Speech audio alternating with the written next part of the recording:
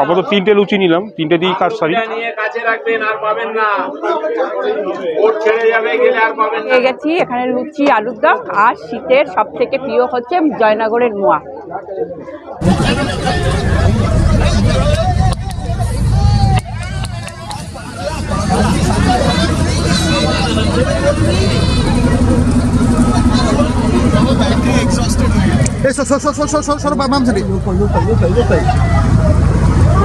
নমস্কার। 2025-এর ডিসেম্বর মাস পড়ে গেছে, ঠান্ডাও বেশ জাঁকিয়ে পড়েছে এবং সেই সঙ্গে শুরু হয়ে গেল সুন্দরবন উইন্টার ফেস্টিভ্যাল। ইলিশ ফেস্টিভ্যালে আমি এসেছিলাম, আপনার সঙ্গে ভিডিও শেয়ার করেছি। এবার চলুন যাব হচ্ছে সুন্দরবন উইন্টার ফেস্টিভ্যালে। এখন আমরা দাঁড়িয়ে আছি হচ্ছে যথারীতি সোনাখালী ঘাটে। আমরা এসেছিলাম সকালবেলা শিয়ালদা সাউথ থেকে 7:42-এ ক্যানিং লোকাল ধরে। যথারীতি এই টাইমেই এই ট্রেনটা ধরে সবাই আসে। এসে আমরা প্রথমে ক্যানিংয়ে অফিসে যোগাযোগ করলাম। একটা কথা বলি, আমরা যে ট্রাভেলসের সঙ্গে এবার উইন্টার ফেস্টিভ্যাল আমরা যাচ্ছি তার নাম হচ্ছে ট্রাভেল ডেস্টিনেশন। খুব সুন্দরবনের আর ক্যানিংয়ে সবথেকে একটা ভাইরাল একটা ট্রাভেল এজেন্সি, সুন্দরবন ঘোরার জন্য, নাম হচ্ছে ট্রাভেল ডেস্টিনেশন। গত বছর আমি এসেছিলাম ঠিক উইন্টার ফেস্টিভ্যালে, ঠিক এবছরও আবার চলে এলাম। এখন আমরা সোনাখালী ঘাটে দাঁড়িয়ে আছি। এবার আমাদের বোট আসছে, বোট এখন ঘাটে রয়েছে, বোট আসবে একটু পরে, বোটে আমরা উঠবো। সমস্ত সুন্দরবনের যাবতীয় যত বন্যপ্রাণী আছে সব কিছু দেখবো। আর সুন্দরবনের মেন জিনিস হচ্ছে এটা বাঘ। বাঘটা দেখা তো ওটা কপালের ব্যাপার, যদি কপাল ভালো থাকে, যদি ভাগ্য ভালো থাকে তো বাঘের দেখা পাবো। এবং তার সঙ্গে আছে পেট ভরে খাওয়া দাওয়া, মজ মস্তি আনন্দ হই হট্টগোল একদম সব কিছু এর মধ্যে রয়েছে। খাওয়া দাওয়া তো ভরপেট আছে। তো যাত্রাপথে সব কিছু আপনার সঙ্গে শেয়ার করব, দেখাবো। যদি বন্যপ্রাণী কিছু পাই অবশ্যই দেখাবো। গতবার এসেছিলাম, দেখেছি। এবারও যদি কপাল ভালো থাকে এবারও পেয়ে যাব, দেখাবো আপনার সঙ্গে। এবং ট্রাভেল ডেস্টিনেশনের সমস্ত ডিটেলস ডেসক্রিপশন বক্সে দেওয়া থাকবে, আপনারা সেখান থেকে যোগাযোগ করতে পারবেন। কি প্যাকেজ আছে না আছে, প্যাকেজে কি ব্যবস্থা আছে না আছে, সব কিছু ডিটেলস দেওয়া থাকবে। ফোন নাম্বারও দেওয়া থাকবে, আপনারা যথারীতি যোগাযোগ করে নেবেন। মনে রাখবেন ট্রাভেল ডেস্টিনেশন খুব ভালো একটা ট্রাভেলস। গত বছর আমি এসেছিলাম, এর রেজাল্ট খুব ভালো পেয়েছি, খাওয়া দাওয়া পরিষেবা সব কিছুই ভালো পেয়েছি। সেই জন্য এবছরও চলে এলাম আবার উইন্টার ফেস্টিভ্যালে। যাত্রাপথে সব কিছু দেখা হবে, কথা হবে, অবশ্যই সব কিছু আপনার সঙ্গে শেয়ার করব। তো চলুন যাওয়া যাক। তো ফাইনালি আমাদের বোট চলে এসছে ঘাটে, দেখতে পাচ্ছেন। আমাদের এই বোটের নাম হচ্ছে এমভি জলধি 1 নম্বর। এই বোটে আমাদের সব লাগেজ উঠছে। আর আমার সঙ্গে রয়েছে ফিউশন ফুডি, একজন নতুন ব্লগার ফিউশন ফুডি, ও আমাদের সঙ্গে রয়েছে। এই আমার গিন্নি এখানে রয়েছে, আর ফিউশন ফুডির ওয়াইফ সুস্মিও রয়েছে এখানটায়। আজকে আমরা দুজনে মিলে পুরো জার্নিটা সফর করব, তাই তো? একদম। ওটো ওটো ওটো ওটো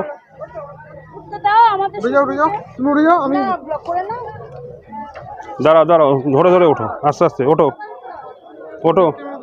বাহ, ফাইন, খুব সুন্দরভাবে উঠে গেল। এবার হচ্ছে আমি উঠবো। চলুন একবার ভেতরটা দেখিয়ে দিই। এমভি জলধির ভেতরটা কেমন একটু দেখে নিই।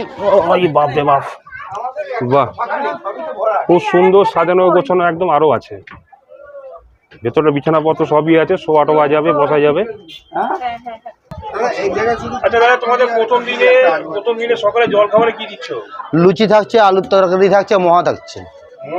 হ্যাঁ। আর দুপুরে খাওয়া দাওয়ার কি ব্যবস্থা? দুপুরে ডাল আছে, আলু ভাজা আছে, পটল আলু চিংড়ি আছে, ভেটকি আছে, চিংড়ি আছে, চিংড়ি কারি, আর আপনার চাটনি পাপড়। ঠিক আছে, তো যথারীতি পেয়ে গেলাম গরম গরম লুচি। প্রত্যেকবার মেনু একই থাকে, মেনু কোনো কিছু পরিবর্তন হয় না। শুধু ইলিশ ফেস্টিভ্যালে ইলিশ মাছটা থাকে, আর এটা হচ্ছে উইন্টার ফেস্টিভ্যাল, এখানে ইলিশ মাছটা নেই। বাদ বাকি আনুষঙ্গিক খাওয়া দাওয়া সব একই প্রায়।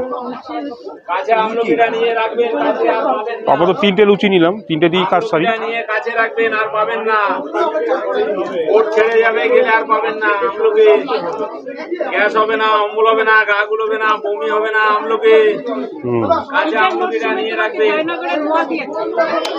জয়নগর মোয়া,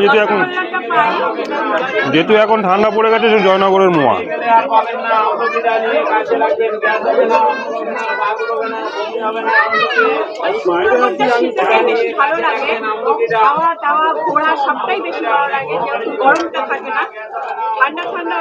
একদম একদম, খাওয়া দাওয়াটাও ভালো হয়।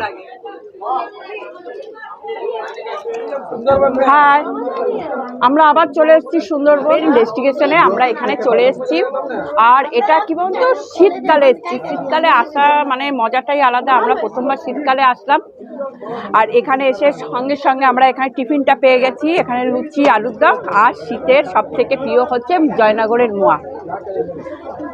আর আমরা এখানে এখন খাওয়া দাওয়া করবো, তারপরে যে নেক্সট খাওয়া দাওয়াগুলো দেবে সেগুলো আপনাদের সাথে শেয়ার করবো। তারপর সারাদিনে আমরা যা যা করছি সেগুলো আপনাদেরকে সব কিছু দেখাবো। আপনারা আমাদের সাথে থাকবেন, দেখবেন, এবার শেয়ার করবেন। টিফিন খাওয়ার পর চলে এলো হচ্ছে মাজা, মানে টিফিন খাওয়ার পর এটা দিয়ে দেয়। যদি এটা ওয়েলকাম মিস আগে দেওয়া দরকার ছিল, তাই তো পরে হয়ে গেছে। চলে এসছে মাজা, এটা খেয়ে নিয়ে মাজাটাকে সোজা করা যাবে। মাজা খেয়ে মাজা সোজা হবে।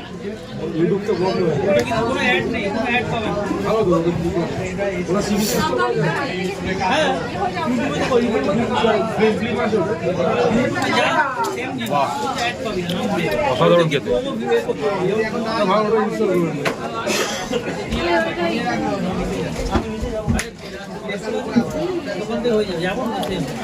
একটা ইম্পর্টেন্ট জিনিস, আপনারা যে যা কিছু খাবেন সব কিছু কিন্তু বোর্ডের মধ্যে একটা ডাস্টবিন আছে, ডাস্টবিনের মধ্যে ফেলবেন।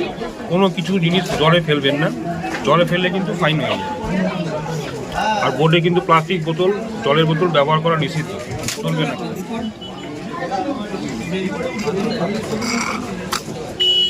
এটা আমাদের সকলের করা উচিত। নিজের শহর, নিজের দেশ, নিজের নদী সব কিছুকে নিজেকে পরিষ্কার রাখা উচিত।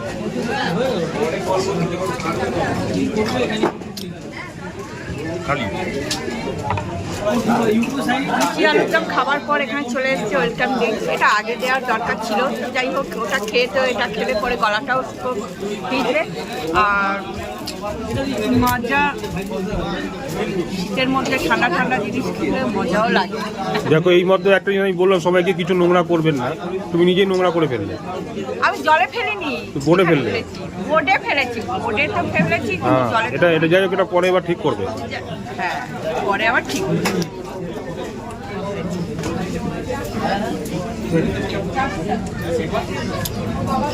ভালো লাগছে খেতে,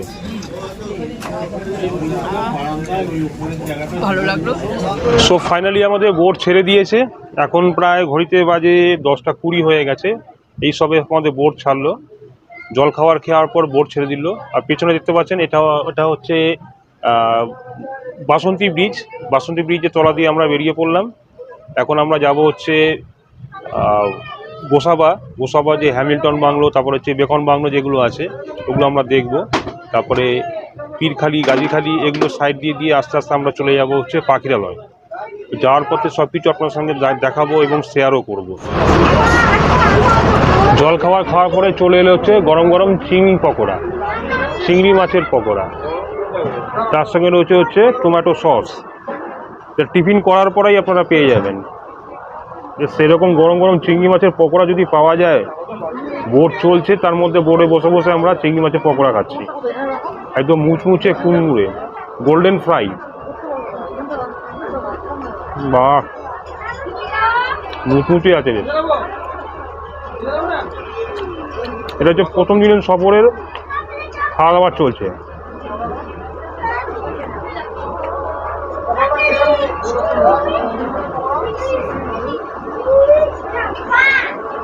একদম পুরো গোল্ডেন ফ্রাই।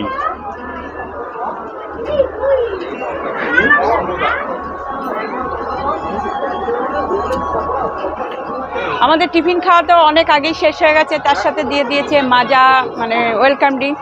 এবার চলে এসছে এখানে চিংড়ি মাছের পকোড়া, দেখতেই পাচ্ছেন লাল লাল, মানে খুব ভালো ফ্রাই করেছে। আর তার সাথে আছে এখানে টমেটোর সস। তো খেয়ে দেখি। আর এই মানে সুন্দরবন ট্রাভেলসে তো মানে এই বোর্ডের মধ্যে তো সকাল থেকে সন্ধ্যে অবধি খাওয়া দাওয়া চলতেই থাকবে, একটার পর একটা খাওয়া আসবে আর আপনাদের কাছে আমরা শেয়ার করব।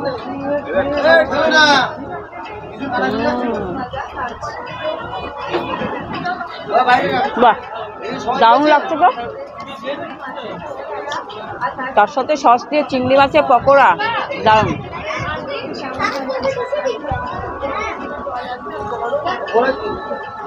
ভালো লাগছে। আচ্ছা, আজকে আপনাদের যে প্রথম দিনের প্রোগ্রামটা আছে সেটাই বলছি। আপনাদেরকে আমরা তুলেছি সোনাখালি থেকে। এতক্ষণ যে নদীটা দিয়ে আসছে এই নদীটার নাম হচ্ছে হোগল নদী, ঠিক আছে। আপনারা ক্যানিং হয়ে এসছেন, ক্যানিং ব্রিজের যে নদীটা ছিল ক্যানিং ব্রিজের নিচে ওটা ছিল মাতলা, মাতলারই শাখা এটা হচ্ছে হোগল। এই হোগল নদী দিয়ে আমরা প্রায় 1.5 ঘন্টা চলছি, আর একটু সামনে গিয়ে 4টে নদী পেয়ে যাব। এই হোগল নদীটা ছেড়ে আমরা একটা ছোট্ট নদীতে ঢুকবো, যে নদীটার নাম আছে দুর্গা দোয়ানি। ডান সাইডে একটা নদী থাকবে চড়াবিদ্যা, বাম সাইডে একটা নদী থাকবে করতাল। চড়াবিদ্যা, করতাল, দুর্গা দোয়ানি, হোগল, 4খানা নদী। এখানে 4টে ল্যান্ড রয়েছে, ওটা হচ্ছে চণ্ডীপুর ল্যান্ড, এটা গদখালি। আপনি বাড়ি থেকে গাড়ি নিয়ে বেরোলে লাস্ট গদখালি পর্যন্ত আসতে পারেন। সুন্দরবন এ সাইডে ঝড়খালি আর গদখালি লাস্ট গাড়ি আসবে। সামনে গোসা মার্কেট আছে, আর একটা ছোট্ট দ্বীপ আছে বালি দ্বীপ। এর মধ্যে আমরা সকল গেস্টকে গোসাবাতে নামাই, একটাই কারণ 1932 সাল ডিসেম্বর মাসের 29 তারিখ স্যার ড্যানিয়েল হ্যামিল্টন সাহেব সর্বপ্রথম রবীন্দ্রনাথ ঠাকুরকে সুন্দরবনে আনার একটাই উদ্দেশ্য ছিল, এই জায়গাটা প্রথম যখন জঙ্গলমহল ছিল এইখানটা থেকে উনি সরকারের কাছ থেকে লিজ নিয়েছিলেন। তো এখান থেকে মুনাফা তুলতে গেলে এখানে লোকালিটি গড়ে তোলা প্রয়োজন ছিল। তো তখনকার দিনে ফেমাস ছিল রবীন্দ্রনাথ ঠাকুর, কিশোর কুমার এনাদের মতো মানুষ। এখন মার্কেটে কোনো প্রোডাক্ট আসলে যদি কোনো সিনেমা আর্টিস্ট বা কোনো ফেমাস ব্যক্তি অ্যাড দিয়ে দেয়, যেটা আমরা ব্যবহার করতে শুরু করি, তখনকার দিনে রবীন্দ্রনাথ ঠাকুরের মতো মানুষ এসে ফেমাস ব্যক্তি। তো উনি কিছুদিনের জন্য এসেছিলেন সুন্দরবনে গেস্ট হিসেবে, যে ওনার মতো মানুষ যদি সুন্দরবনে থাকা শুরু করে, ওনার দেখা দেখি এখানে একসময় লোকালিটি গড়ে উঠবে। তো আজকে আমাদের মধ্যে সেই রবীন্দ্রনাথ ঠাকুর এবং হ্যামিল্টন সাহেব কেউই নেই। তো তাদের যে বাসস্থান, তারা যেখানে থাকতেন ওই জায়গাগুলোতে আপনাদের নিয়ে যাই হ্যামিল্টন সাহেব এবং রবীন্দ্রনাথ ঠাকুরের বাংলোটা দেখানোর জন্য, সকল গেস্টকে নিয়ে যাওয়া হয়। তো আমরা প্রথম হ্যামিল্টন সাহেবের বাংলোতে যাব। ওই বাংলোটা দেখবার পর ওখান থেকে পায়ে হেঁটে আমরা 15 মিনিট হাঁটতে হবে, হেঁটে আমি রবীন্দ্রনাথ ঠাকুর বাংলার ধারে চলে আসবেন। আমাদের অফিসে স্টাফরা থাকবে, ছেলেরা আছে, আপনাদেরকে নিয়ে যাবে হ্যামিল্টন সাহেবের বাংলো এবং রবীন্দ্রনাথ ঠাকুরের বাংলো দুটো দেখবার পরে আপনারা বোটে উঠবেন। বোটে উঠবার পরে লাঞ্চ দেওয়া হবে এবং দুর্গা দোয়ানি যে ছোট্ট নদীটার কথা বলছিলাম, সেই নদীটা ধরে আরও 1 ঘন্টা চলবো। তারপর আপনারা যে জঙ্গল দেখার উদ্দেশ্যে এসছেন মেন ফরেস্ট, সেই একটা সাইডে আমাদের সোনাগা পড়বে আর একটা সাইডে আমাদের মেন ফরেস্ট পড়বে। তো সেখানটা যাওয়ার পরে আমাদের বাংলাদেশ কার্বশিপ জঙ্গল গাছপালা, আমাদের সুন্দরবনে 84 প্রজাতির উদ্ভিদ, কী কী এখানে মাছ কাঁকড়া যেগুলো পাওয়া যায় বা এখানকার মানুষের জীবন জীবিকা কেমন, সেগুলো সব তখন বলে দেবো। আমি তাপস, আমি যতটা জানি আপনাদেরকে বলবো, আর আপনাদের যদি কোনো কিছু জিজ্ঞাসা থাকে আমাকে বলবেন, আমি অবশ্যই বলবো। Thank you. টিফিন সেরে পকোড়া খেলাম, চিংড়ি মাছের পকোড়া খেয়ে এবার নেমে পড়লাম হচ্ছে গোসাবাতে। এখন আমরা যাচ্ছি হচ্ছে বেকন বাংলো এবং হ্যামিল্টন বাংলো দেখতে যাব। তো ফাইনালি আমরা এলাম হচ্ছে হ্যামিল্টন বাংলোতে। এটা আগে থেকে অনেক ডেভেলপ হয়েছে। আগে পাঁচিল টাচিল কিছুই ছিল না, এখন পাঁচিল দিয়েছে গভর্নমেন্টের তরফ থেকে, পাঁচিল দিয়ে চারিদিকে ঘিরে দিয়েছে, খুব সুন্দর দেখা যাচ্ছে। হ্যামিল্টন বাংলো পুরো কাঠের বাড়ি, প্রচুর টুরিস্ট পার্টি এসছে এবার। টার্কি মুরগি, টার্কিস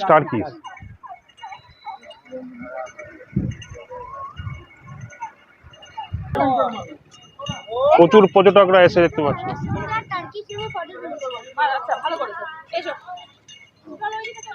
পুরো বাড়িটা কাঠের বাড়ি, কয়েক বছর ধরে একভাবে রয়েছে।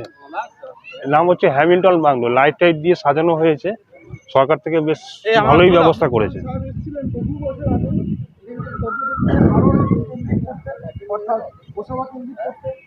তো এবার চলে এলাম হচ্ছে আমরা বেকন বাংলোতে। এটা হচ্ছে গোসাবা ব্লক, সাউথ 24 পরগনা। এখানে এটা হচ্ছে ওদের গেট, এখান দিয়ে ঢুকতে হবে। আর এখানে হচ্ছে টিকিট করতে হয়, এখানে 10 টাকা করে পার হেড টিকিট পাওয়া যায়। এই এন্ট্রি ফি 10 টাকা, এখানে টিকিট করে আপনাদেরকে ঢুকতে হবে। 5 বছর থেকে টিকিট শুরু হয়, এতে গেট।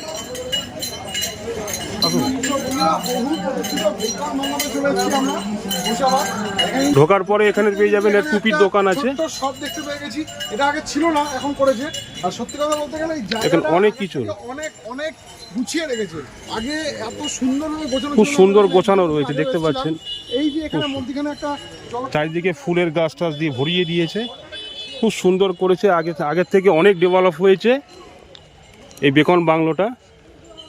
সমস্ত চেয়ারগুলো বসিয়ে দিয়েছে, ওপরে একটা করে ছাতাও দিয়ে দিয়েছে, খুব সুন্দর করেছে। বেকন বাংলোটা আগের থেকে অনেক ডেভেলপ হয়েছে। যেহেতু টুরিস্ট এখন দিন প্রতিদিন সুন্দরবনে বাড়ছে, সেই জন্য এই যে বেকন বাংলোটা এটাকে খুব সুন্দর করেছে। নিচে সমস্ত ছোট ছোট ফুলের গাছও বসিয়ে দিয়েছে, খুব সুন্দর করেছে জায়গাটা, খুব সুন্দর, আগের থেকে অনেক উন্নত হয়েছে।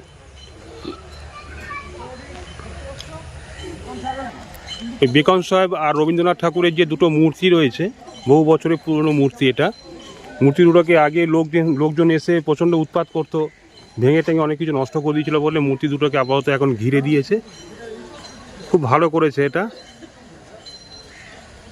এই মূর্তিগুলো রবীন্দ্রনাথ ঠাকুর বেকন সাহেব এই মূর্তির সঙ্গে লোকে বসে সেলফি তুলতো, সেটা বন্ধ করে দিয়েছে। খুব ভালো করেছে আমার পক্ষে। এই সেই পুরনো ঐতিহাসিক সেই কাঠের বাড়িটা, বেগম সাহেবের বাংলো এটা।